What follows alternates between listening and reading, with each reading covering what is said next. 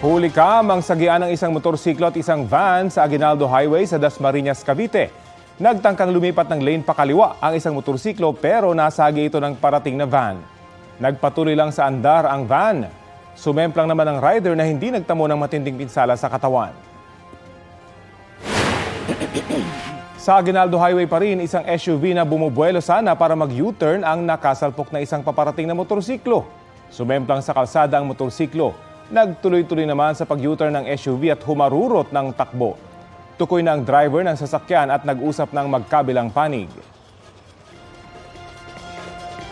Kapuso, alamin ang maiinit na balita. Bisitahin at mag-subscribe sa GMA Integrated News sa YouTube. Sa mga kapuso abroad, samahan niyo kami sa GMA Pinoy TV at sa www.gmanews.tv.